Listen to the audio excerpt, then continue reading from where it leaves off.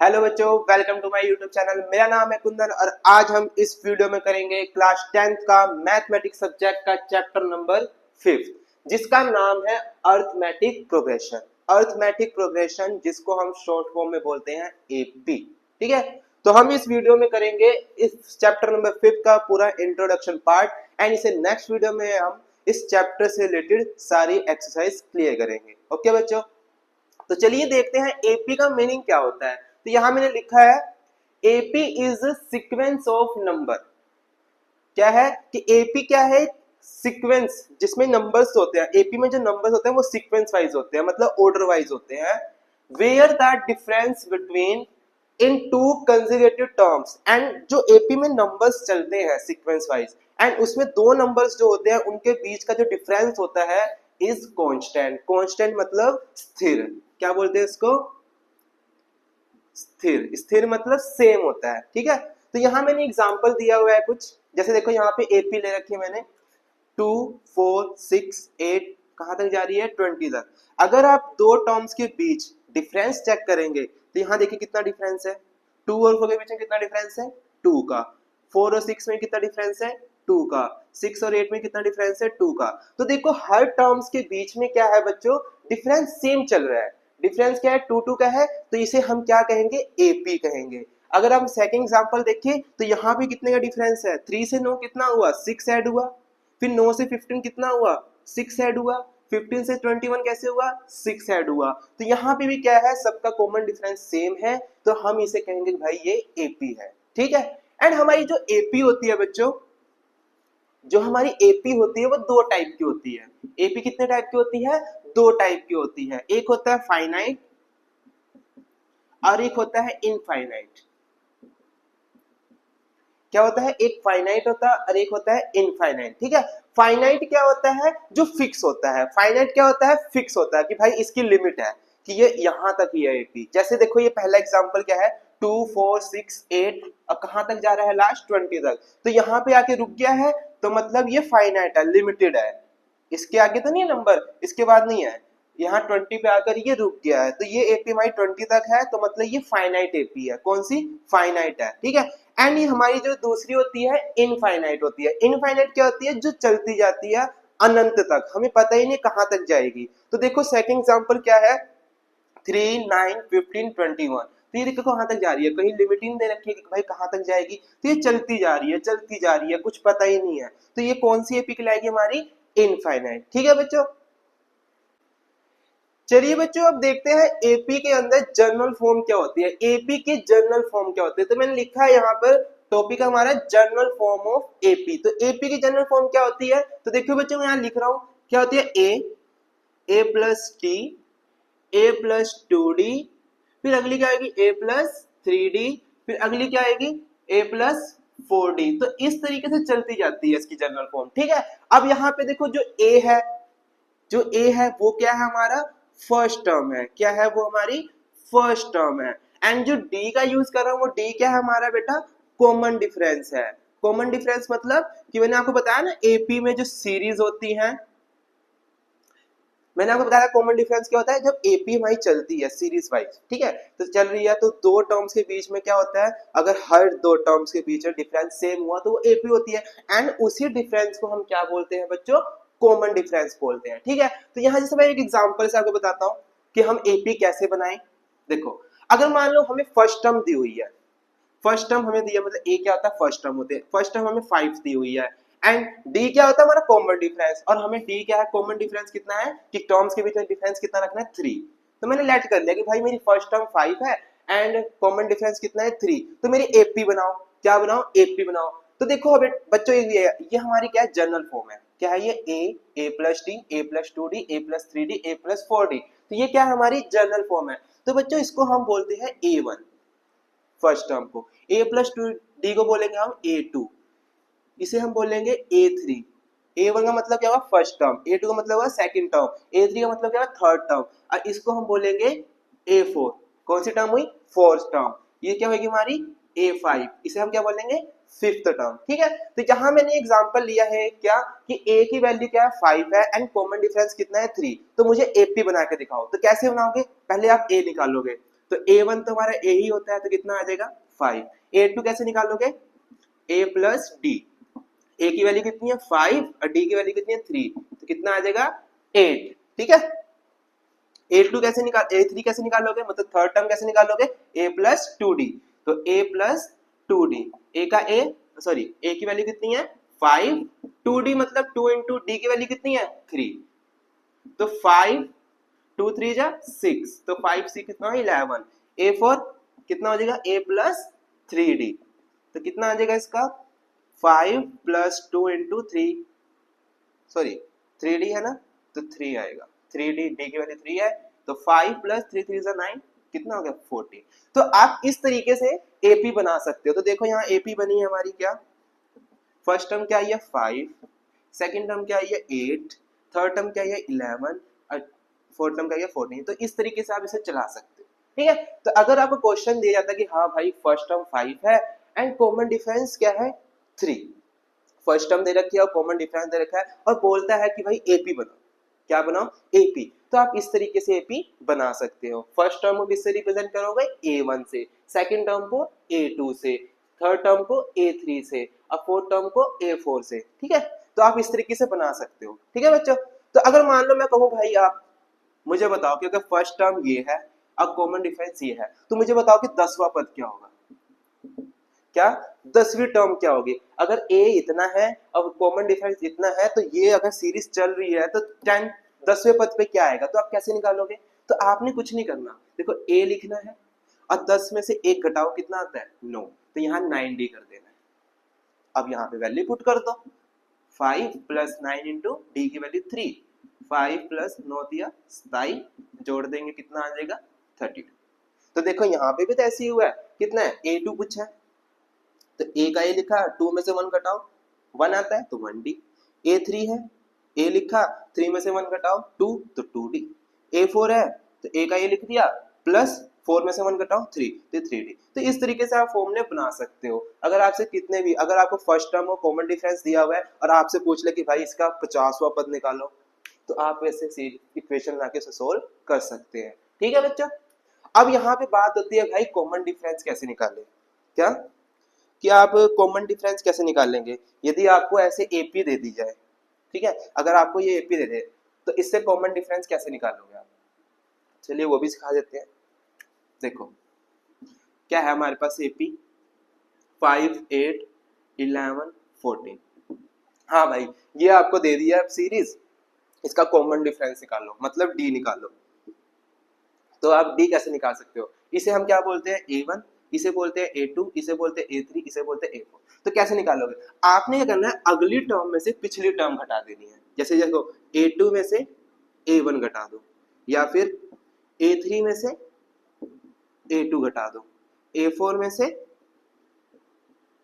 A3 घटा दो। आपने क्या करना है अगली टर्म में से पिछली टर्म घटा दो, अगली टर्म में से पिछली टर्म घटा दो, अगली टर्म में से पिछली टर्म घटा दो। ठीक है, तो इस तरह आप D निकाल सकते हो। जैसे देख लो A2 क्या है, A2 कितना है 8 और A1 कितना है 5, तो 8 में से 5 के 3, A3 कितना है 11 और A2 कितना है 8, कितना आएगा 3 आएगा इसमें भी, ये कितना है 14 और A3 कितना है 11, तो माइनस करोगे 3। तो इस तरीके से आप कॉमन डिफरेंस निकाल सकते हो। यदि आपको किसी सीरीज का, बच्चों किसी भी सीरीज का आपको कॉमन डिफरेंस निकालना है, इस तरह आपको कोई सीरीज दे दी जाए और आपसे बोला जाए कि बच्चों उसका कॉमन डिफरेंस निकालिए, तो आपने क्या करना है अगली टर्म में से पिछली टर्म घटा देनी है। इन सीरीज में अगली टर्म में से पिछली टर्म घटा देनी है, तो आप वहां पे कॉमन डिफरेंस निकाल सकते हो। तो इस तरीके से बहुत सारे फॉर्मूले हैं। ठीक है, हाँ अगर आपको बोल दे कि भाई जो सीरीज दी हुई है, जैसे मान लो ये एग्जांपल और देख लो, जैसे ये 2 है 4 है 6 है 8 है और आपको बोल दे जाए भाई ये AP है, कि भाई सीरीज दे दिया और आपको बोला हुआ है कि भाई ये AP है, क्या है ये AP है, तो आप इसे कॉमन डिफरेंस कैसे निकालोगे। तो आपने तीनों नहीं करने, आपने एक फॉर्मूला लगाइए बस D निकालने का, क्या करिए आप A2 माइनस A1 कर दीजिए बस। कब, जब आपको सीरीज दी हो और बता दिया जाए गिवन में कि भाई ये जो सीरीज है वो AP है। ठीक है, तो आपने D कैसे निकालना, आपने फॉर्मूला लगाना है A2 माइनस A1, तो 4 माइनस 2 कितना आएगा 2। ठीक है, बस इतना करना है। आपने सारों को करके नहीं देखना कि A2 माइनस A1 करो, फिर A3 A2 करो, फिर A4 माइनस A3 करो, बार बार नहीं करना। आप एक लगाओ काम खत्म। कब? जब आपको बोला जाए कि सीरीज क्या हमारी एपी है। ओके बच्चों, चलिए बच्चों इसमें हम इस टॉपिक में हम देखेंगे कि किसी भी टर्म्स की nth टर्म कैसे फाइंड की जाती है। nth टर्म का मतलब क्या है? यदि आपको कोई सीरीज दी जाए और बोला जाए भाई इस सीरीज का 20वां पद निकालिए, इस सीरीज का 30वां पद निकालिए, इस सीरीज का 15वां पद निकालिए, तो आप उसको कैसे निकालेंगे? तो आपने यहाँ पे जब भी आपसे पूछा जाए किसी भी एपी का nth टर्म मतलब जैसे 20वां 30वां 40वां पद कोई सा भी हो सकता है, तो हम इसको n मान के चलते हैं। ठीक है, तो किसी भी एपी का nth टर्म निकालना हो तो वहां पे हम कौन सा फॉर्मूला लगाते हैं? an का। कौन सा फॉर्मूला लगाते हैं? an का। जैसे यहाँ an का फॉर्मूला क्या होता है? a plus n minus one into D. मैं आपको एग्जाम्पल से इसे क्लियर करता हूं। जैसे देखिए एक एपी दी हुई है आपको, ठीक है, 2 4 6 8, ठीक है। अब मैं कहता हूं भाई इस ये देखो ये एपी है, अब इस एपी का ना आप मुझे क्या निकाल के दिखाओ, कौन सा पद निकालो? फाइंड इस एपी का कौन सा पद निकालो? Find 15th term. कौन सा टर्म निकालो? Find 15th term. मतलब इस एपी का 15वां पद बताइए क्या होगा। यदि इस सीरीज को मैं आगे बढ़ाता हूं तो 15वें पद पर कौन सा नंबर आएगा ये बताइए मुझे। तो यहाँ पे हम कौन सा फॉर्मूला यूज करेंगे? an का। तो an निकालने से पहले आपको क्या निकालना पड़ेगा? इस सीरीज का a और कॉमन डिफरेंस। तो a कैसे निकलेगा बच्चों? अब देखो बता दिया कि ये सीरीज क्या है? एपी है। तो a क्या होता है? First term. अब फर्स्ट टर्म कितनी है? 2। तो a की वैल्यू क्या हो जाएगी? 2। अब d निकालना है, d मतलब कॉमन डिफरेंस निकालना है, तो मैंने फॉर्मूला बताया था उसका क्या होता है? a2 minus a1। a2 कितना है? 4 माइनस 2, तो कितना आ जाएगा? 2। तो d कितना है? 2। d मतलब कि इन सीरीज के बीच का डिफरेंस कितना है? 2 है। ठीक है, तो अगर आपको कोई एपी दी जाए और उसमें आपको पूछा जाए कि भाई इस एपी का n पद कितना है, n पद मतलब 15वां पद कितना है, 16वां पद कितना है, 17वां पद कितना है, तो उससे पहले आप उस सीरीज का a और d निकाल लीजिए। a निकालेंगे तो फर्स्ट टर्म को ही हम a बोलते हैं एंड कॉमन डिफरेंस d होता है, और d कैसे निकलता है? a2 minus a1। आपने सिर्फ ये वाला फॉर्म लगाना है a2 माइनस a1 का और निकल जाएगा आराम से। ठीक है, अब आ जाइए 15 पद निकालना है, तो हम इसको n मान लें कितना? 15वां। n की वैल्यू क्या लेट कर लेंगे? 15, और a की वैल्यू क्या निकली है बच्चों? 2, और d की वैल्यू क्या निकली है? 2। ठीक है, क्योंकि इस एपी का 15 पद पूछा है तो उसको हम n लेट कर लेते हैं। तो हम यहाँ पे फॉर्मूला लगाएं कौन सा? an का। an का फॉर्मूला क्या होता है? a plus n minus one into D. तो a n कितना है? 15। तो a 15 पूछा मतलब a कितना है? 2 प्लस n कितना है? 15 माइनस a, d कितना है? 2। 2 प्लस 15 माइनस a कितना होता है? 40, और इनटू में कितना है? 2। 2 प्लस 14 इंटू 2 कितना हो जाएगा? 28, एंड 28 प्लस 2 कितना हो जाएगा? 30। तो जो हमारा 15 पद होगा इस एपी का वो कितना होगा? 30। इस एपी को आगे बढ़ाओगे तो 15 पद पे कौन सा नंबर आएगा इसके? 30। तो मतलब इसमें an हम कब यूज करते हैं बच्चों? सुन लो, an कब यूज करते हैं? जब आपको एपी दिया हो। ठीक है, मतलब एपी दी हुई है ऐसे 2 4 6 8 एंड कहता है कि भाई इसका 15वां पद बता दो, इसका 16वां पद बता दो, तो वहां पे आपने क्या लगाना है? an का फॉर्मूला लगाना है। ओके बच्चों, चलिए बच्चों अब हम देखते हैं किसी एपी का क्या बोला हुआ है। अब टॉपिक हमारा sum of first nth term of AP. मतलब कोई एपी दी हुई है, क्या दी हुई है? एपी दी हुई है, और कहते हैं इसके पहले nth टर्म का योग करो। मतलब कि फॉर एग्जांपल जैसे मैं वही एग्जांपल लूंगा 2 4 6 का। जैसे एग्जांपल है एपी हमारे पास क्या है? 2 4 6 8 10, इस तरह चलती जा रही है। अब मैं कहूं भाई इस एपी का पहले 2 पद या पहले 3 पद या पहले 4 पद या पहले 5 पद का योग करो, सम करो। मतलब कि किसी एपी के पहले n पदों का योग कितना होता है। तो n पद मतलब कि पहले 15 पद हो गए, या पहले 16 पद पूछ ले, पहले 17 पद पूछ ले, कितने ही पद। तो यहाँ पे आप क्या करना है? एपी को जोड़ना है। एपी में जो नंबर्स दिए हुए हैं, टर्म्स दिए हुए हैं, उनको ऐड करने को बोल रहा है। तो वहां पे हमारा क्या होता है? एसएन का फॉर्मूला लगता है। जब भी एपी को जोड़ने की बात होती है, एपी के अंदर जो टर्म्स होते हैं उनको जोड़ने की बात होती है, तो वहां हम कौन सा फॉर्मूला लगाते हैं? एसएन का फॉर्मूला लगाते हैं। एसएन का फॉर्मूला क्या होता है? n upon 2 2a plus n minus 1 into D. तो जहां ऐसे एग्जाम्पल से मैं आपको समझाता हूँ कि बेटा हमें एक एपी दे दी है 2 4 6 8 10, ठीक है। अब पूछता है फाइंड करो सम ऑफ फर्स्ट 10 टर्म्स। मतलब कि इस एपी के पहले 10 पद को जोड़ना है। क्या? इस एपी के 10 पद को जोड़ो, कितना होता है? जैसे मान लो मैं कहूंगा यार इस एपी के 2 पद जोड़ो, तो 2 + 4 कितना होगा? 6। इस एपी के 3 पद जोड़ो, 2 + 4 6, 6 + 6 12। इस तरीके से कह रहा है। तो वो कहता है कि इस एपी, ये जो एपी है इसके पहले 10 पद को जोड़ो। तो यहाँ पे आप कौन सा फॉर्मूला लगाओगे? एसएन का। एसएन का फॉर्मूला लगाने से पहले भी बच्चों आपको ए और डी निकालना पड़ेगा। तो यहाँ ए की वैल्यू कितनी है? 2, और डी कैसे निकलेगा? A2 - A1। तो 4 - 2 कर देंगे, कितना आ जाएगा? 2। तो डी भी हमारा कितना आ गया? 2। एंड जितने पदों का योग पूछा जा रहा है, फर्स्ट 10 टर्म्स पूछी गई हैं, तो उसको हम लेट कर लेंगे n। तो हमारे पास a आ गया, d आ गया, n आ गया। हम यहाँ लगा सकते हैं Sn का फॉर्मूला। हम पहले 10 पद को जोड़ना है तो हम कौन सा पद फॉर्मूला लगाएंगे? Sn का। इसका फॉर्मूला आता है n/2 2a + n - 1 * d। चलिए n की वैल्यू कितनी है? 10।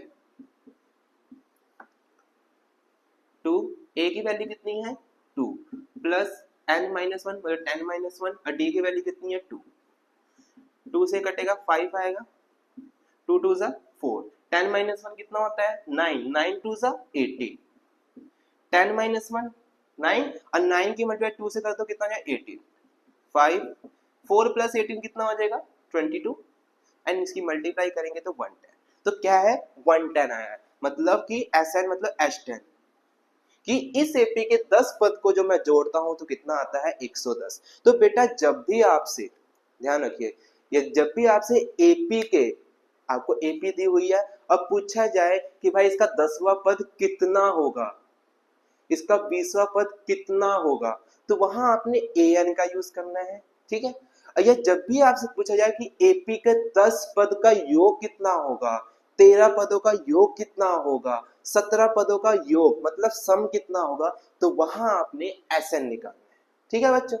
तो ये था हमारा चैप्टर 5 का इंट्रोडक्शन पार्ट। तो इसमें मैंने आपको चैप्टर 5 से रिलेटेड सारे इंट्रोडक्शन पार्ट करा दिए हैं, एंड इससे नेक्स्ट वीडियो में हम इससे चैप्टर 5 से रिलेटेड सारे क्वेश्चन को सोल्व करेंगे। ओके बच्चों, जब तक के लिए हर हर महादेव, टेक केयर।